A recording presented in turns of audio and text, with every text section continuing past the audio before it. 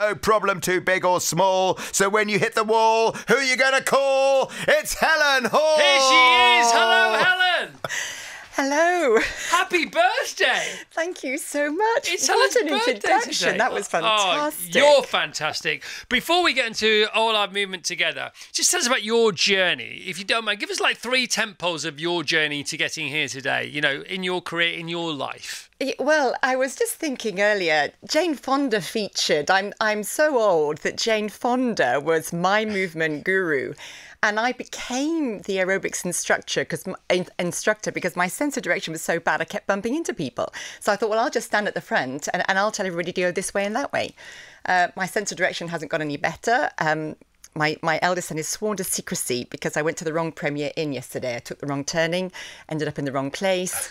But here I am today. So there was Jane Fonda.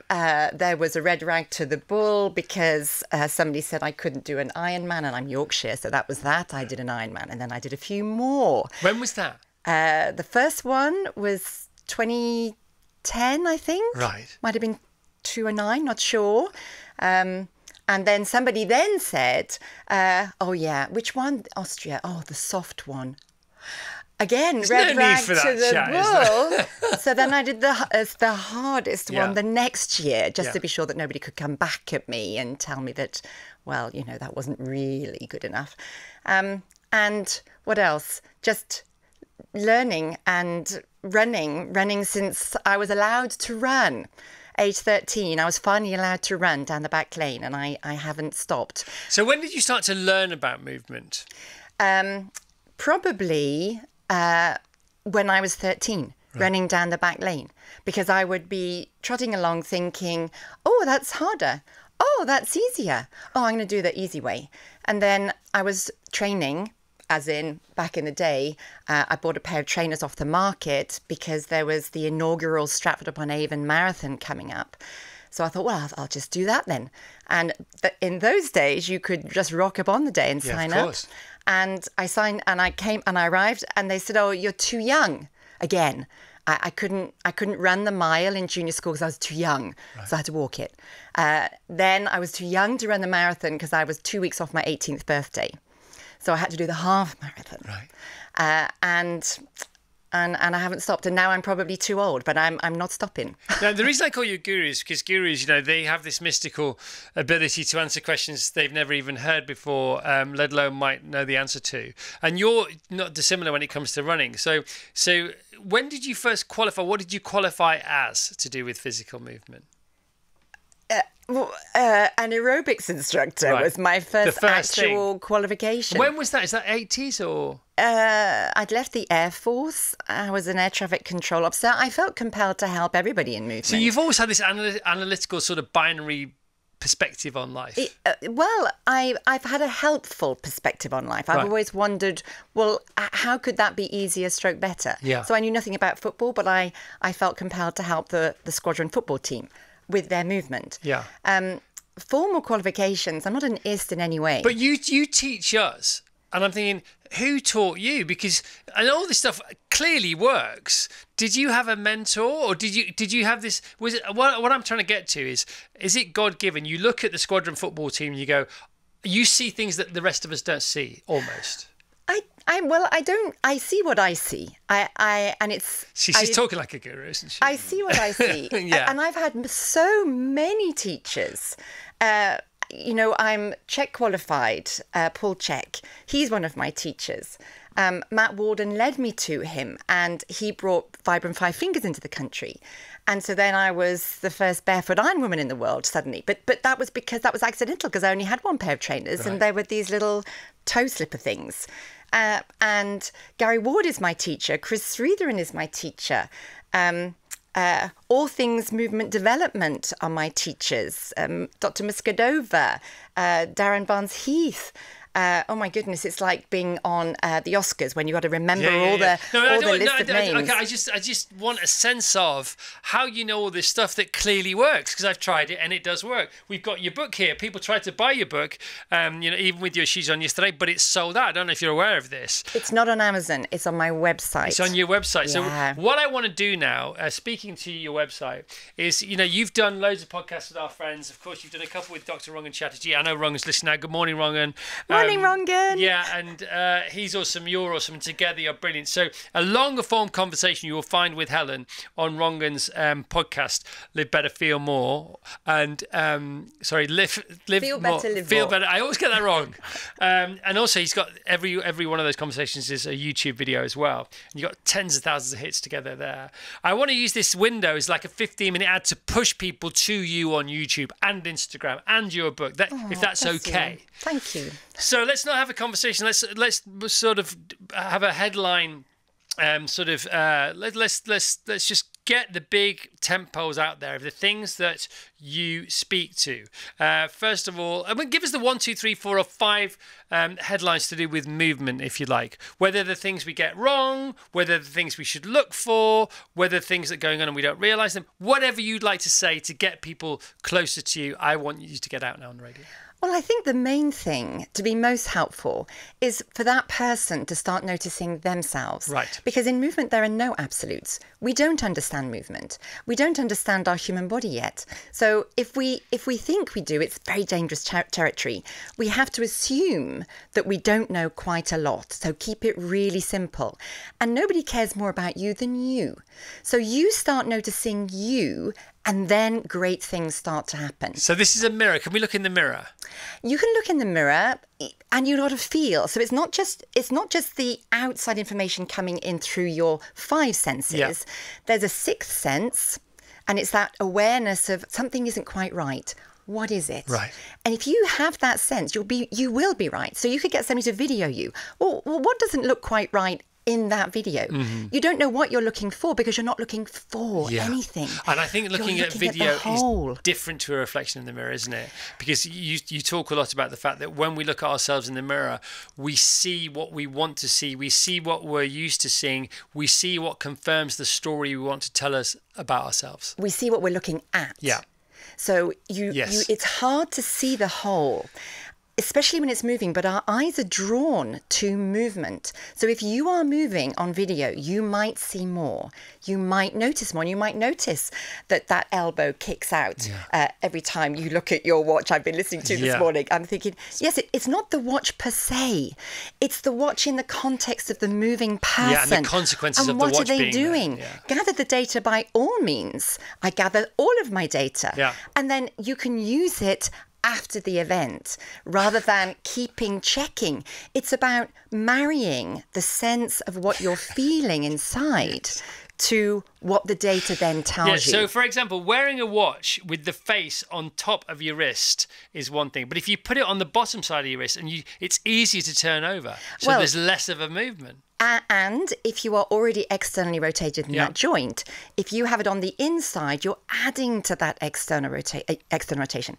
If, however, you have an internal rotation at the shoulder joint, that might come in handy because you're now externally rotating. So it's in the context of you. It's mad. It's the observations of you, and it's only you, and it's absolute to you. Yeah. So the biggest, most important, I feel my job, my purpose is to help people notice stuff about them. There is no way to run. I wrote the book about there is no way to run. You've just got to start noticing these things. Where is your head? What can your feet do? How much space is there between your feet? Okay, good one. So hopefully all we're trying to do, we don't have to complete any of these conversations. Okay. We just got to keep exciting people to get them to go. So there's one thing. Right, you mentioned your head there. You often talk about it being the elephant in the room, or the elephant's head in the room, or the elephant's head, the tusk and the trunk that's in the room. Tell us about what's going on with our heads. Okay, they're heavy. When they're perched effortlessly on top, easy to find, it weighs about 5 kilo, average human head. Yeah. But our bodies are mass managed designed to manage that. And then repetitive movements. We were doing the maths last night. You know, say you do a marathon in 5 hours with your head not quite in the right position. Say it's just 15 degrees off of where it's meant to be. That head, instead of being 5 kilos, is an effective load now of roughly 12 kilos. So you are making your marathon harder because you're not even aware of where your head is. And that's, say, you know, if you were doing the magical 180 steps per minute, I don't agree with it, by the way, but, you know, the magical 180 steps per minute, that would be maybe 54,000 repetitions into your system with your head heavier than it needs to be. You just do the maths and then pay attention to the head and get it on right. Yeah, get your head on right. And it's so funny, isn't it? Because my head, having heard you, I've changed the position of my head, by the way, not under your supervision. I'd like to do that one day, but I've changed to the extent that my wife, I always get these hamstring issues. They're slightly stretched. They're longer than they should be. And then, of course, I did that thing for years where I stop halfway through a marathon. I stretch my hamstrings. It does ease them, but it's just because they want to change and feel differently. But actually, long term, I'm making things even worse because actually the problem is they are overextended. That's the issue. Well, they're talking to you endlessly, giving you the same information. So sometimes stretching works brilliantly. And then if you're doing the same thing over and over again, then it's probably not the answer. It's not the long-term answer. It's a short-term fix, and it keeps reminding you to maybe investigate further. And I'm very lucky because I have physio every Tuesday. I've got physio later on today with the wonderful Rachel, and I have a massage on Friday. But of course, they are easing symptoms, and I'm just going to carry on with the same strains again because I'm not changing the way I do things. And so, by the way, I'm so grateful to be able to have this therapy on a Tuesday and a Friday, but I've got to get back to different postures and different things, different exercise, knowing what to do when things go wrong. On the way here, bearing in mind you were coming in, re-listening to you and Rongan on the first podcast you did with him back in 2020. I'm a right side. It's all about the right side for me, Helen. It's, you know, I've got a cocked right shoulder. I've got a right ankle issue. My right piriformis is unbearable. Sometimes last night in bed it was aching, making me feel sick.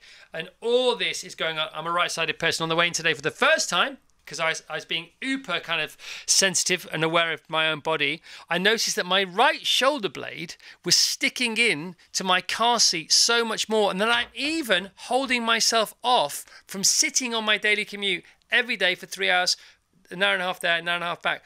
That was a new thing for me. Wow. The shoulder blade, it felt like a knife all of a sudden because I was aware of it. And shoulder blades, people worry about their backs. And in my world, I ask everybody to be a lot more concerned about their shoulder girdle and their pelvic girdle. Yeah. The shoulder girdle moves your spine. The pelvic girdle moves your spine.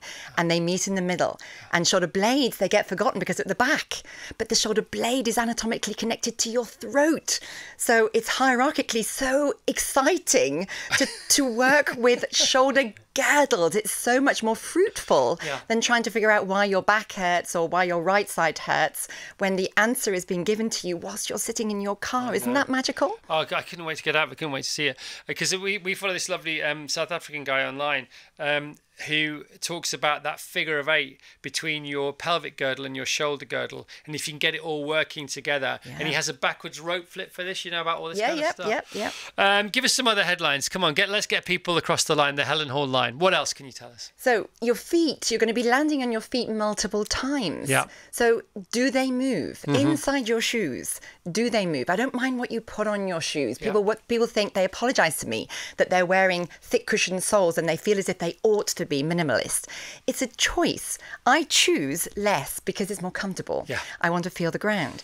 But whatever you wear on your shoe, on your foot, have it so that the foot can move. Is it free? When you walk barefooted, do your toes move? Do the joints move? Does the foot give? We have 4 layers of muscle underneath the bones. They are cushions for your feet. Are your cushions working? Or do you need your shoes to be the cushions? If the cushions aren't working, then you have limited input coming from the ground up into the body. So the rest of the body's got to work harder. It's about job sharing. You want the whole body to be as engaged as possible rather than just bits of the body working well. So when the whole body works, and the shoulder girdle specifically, then you're not a sack of potatoes on the pelvis. Yeah. If the shoulder girdle is sat, unmoving and rigid, then you are a sack of potatoes on the pelvis. Tell us about the lady who was very happy with a 5.5-hour marathon, and then embarked upon something called foot wiping, and all she did was foot wipe for 2 minutes a day. Yes. And without even thinking about it, without changing anything else, she knocked half an hour off a marathon time without noticing. Yes. And the important fact there is she was already in barefoot shoes, which is such a weird phrase anyway. But she was in Vibrant 5 Fingers. So the shoe is not the miracle maker. The shoe helps. If there's space in the shoe for the foot to spread, it helps. So what about But it foot doesn't wiping? solve the problem. Well, her feet were hypersensitive. So you can't touch her feet. Nobody could touch her feet. Yeah. Only she could touch her feet. But she wants to bound on them. 54,000 times in the marathon, say.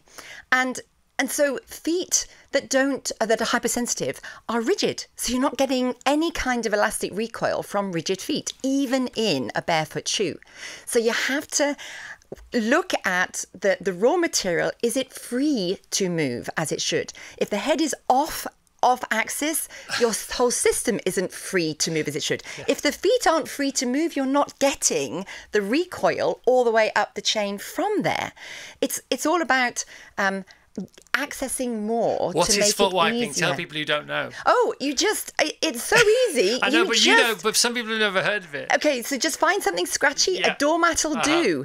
And you just scrub your feet as if you've got something dirty stuck to every single millimetre of it. You'll get some chewing gum off your shoe. You've got to get into where the toes meet the foot and get into that inside arch and the ball of the foot. And I have people recoiling. In clinic, they go, no, I don't want to do that. But their feet are so sensitive, they don't want to stub anything out with the ball of their foot. Yeah. But they want to run on their feet. Yeah. There's a mismatch there. You relax the feet and then you'll go faster for no more effort. So since I've been doing that, since I've encountered you, my whole running experience has changed. Honestly, my feet are so much stronger, or I'm more aware of them so they feel stronger, or a bit of both. There's more confidence. I'm springing off my feet more, which is giving my legs more of a break. My feet are saying, don't worry, we've got this. I feel springier. I also feel like I'm kicking my heels up as opposed to reaching out, when I'm striding. And therefore, I'm sort of more pose running, and I seem to be flying. It looks like it's more effortful, but it's more effortless. Yes, so the leg is coming behind you because you've got more spring to your step. Yeah, because there's more momentum. Yeah. Yeah, so your feet, you're more grounded because we're not birds. I've done that too. I'm so old, I've been a bird. I try to little tiptoe around, but we need to ground for the elastic recoil to gift us free speed, to gift us more strides. You want to go longer, you want to go faster. Try not to do both together because then things start to hurt. All right. What about moving better on the outside, which helps you move better on the inside? Tell us about that. Expand moving better on the outside. Well, the fact that we're moving freer, it releases our core and everything else flows better. Well, we take every bit of us with us continually, and this is the non-linear thinking. Yeah. So I think that what I can see, I can carry multiple possibilities, ambiguous possibilities of movement in my head and wonder, without dropping any of them, wonder where any kind of restriction might flow into another problem. So for instance, you might have this piriformis pain. Is the pain in the piriformis? Is there a problem there? Or can I consider, whilst that somebody is moving, it's coming from the opposite shoulder blade, where you're pulled into a position where you're forced to a single rotation. And simultaneously, why is that ankle not flexing? So it's this whole big picture. We have to make circles rather than follow information along a line. A line will take us somewhere, but a circle will bring us back around to find the answer. So, and the way that we're moving on the outside affects how even our organs are functioning on the inside. And what's happening on the inside is the most of our senses. So we have all the information coming in from the outside, but we have all the information on the inside telling us about ourselves coming to our senses. So we can feel what is going on. And if your core is strong, you run from the strongest place. So you should, your core is the power station for the rest of your body. The core is the bit in the middle that should be innately. If you have been moving well, it will be strong. Otherwise, you'd be flopping. So there's a big push for core stability, which has its place if you are floppy. But what I find is people actually get stuck because they're so strong in the middle. It's holding everything else actually a little bit more statically. So it's in the context of each person. Yeah. Are you missing core strength? Or actually, if your head is further forward, you are epically strong. You are more stronger than you ever thought possible. And your core is holding it together unbelievably well.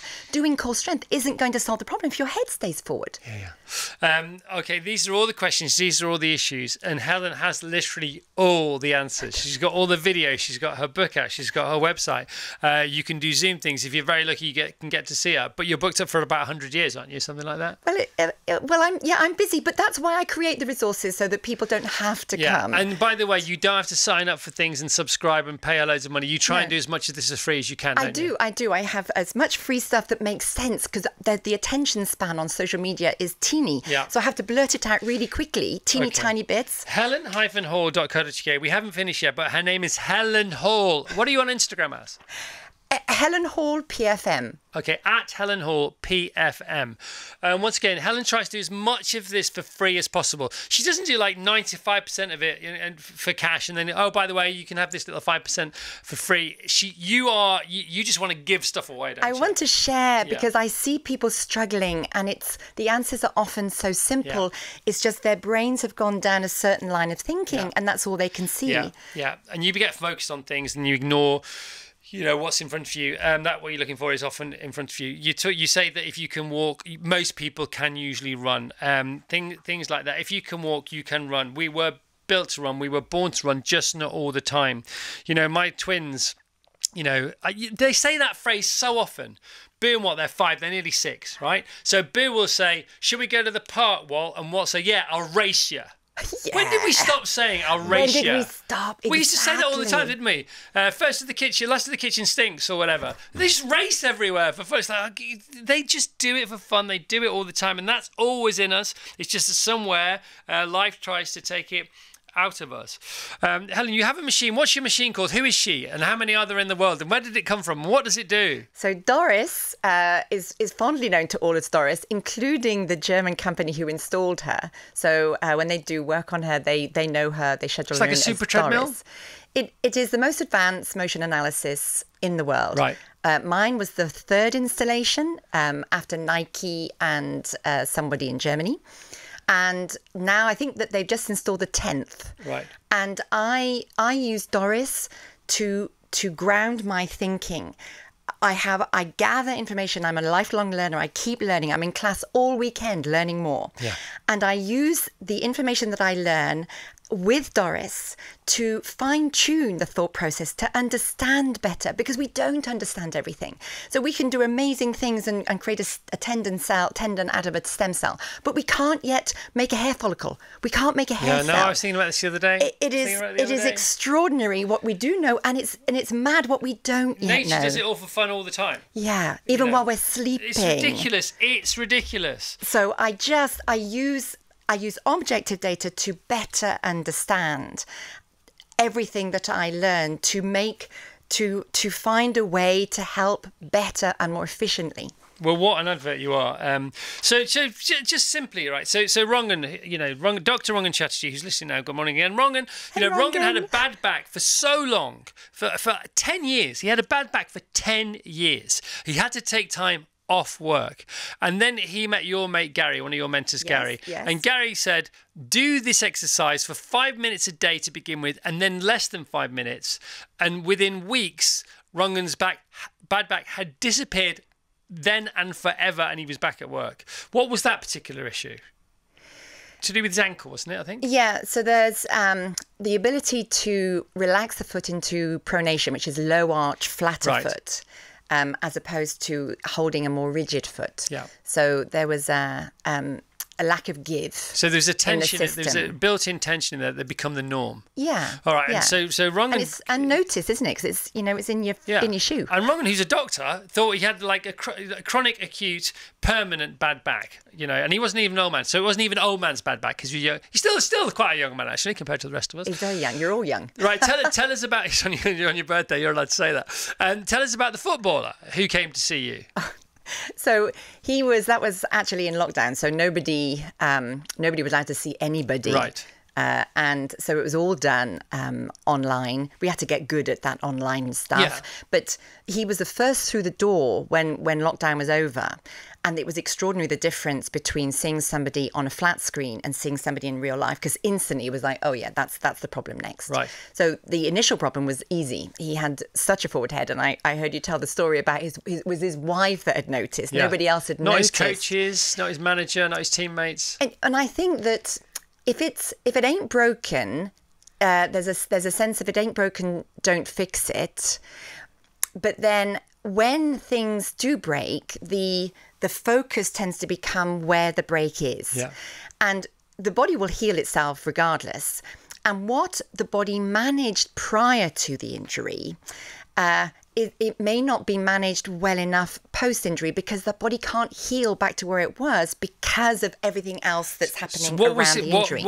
What did you see, and how quickly did you fix it? Well, it was very quick. When he went back, when they were all allowed back to the club, they didn't know about me. I'm a secret. Right. And they thought that his rehab had gone really well, and he'd never moved as well as he had moved ever. And he was sprinting better than he'd ever done before. Yeah. And he couldn't run at all, couldn't even shuffle before he came to see it. No. Yeah, okay, Helen's the real deal. I hope we push you closer to it. Is it 3 things? Can you give us? We've got no time left at all. Have you got 3 things that people can do today to improve their movement? Yes. Find your head. Put your hand on the crown of the head, the bald patch. Yep. And then drive up into it. Right. And then you'll find the spine extends. You'll find that by comparison to where you were, if you turn your head to left and right, see what the range is. Right. Then drive up into your head with your hand on the crown of the head, and just recheck the range of motion. So another 10, you 20 should degrees find either side. You have a better range of motion. So that will tell you, oh, my default posture limits my range of motion. Number 2. Number 2, wipe your feet, wake them up. Even if they're not tickly, just scrub them. I love doing it now. I'm addicted to it. You're getting so much information into the brain. And the next time you're out, don't just ignore, don't send your senses away to the beat of a music. Turn inwards, relax, and just notice, well, I just wonder, does it feel, am I hearing the same weight on my footfall? Am I feeling the same weight in each foot? Right. That kind of thing. Okay, you're the best. Stuff. You're the best. Happy birthday, Helen. That was a blur. I know, it's great. It's great. I know, it's so exciting. 25 minutes. Don't worry about it. Oh, my goodness. Yeah, fastest 25 minutes of our lives. It is. I can talk really, really quickly, but that's super quick. You are gorgeous. You are gorgeous. Helen-hall.co.uk. Get into Helen, and she will help you out. Virgin Radio.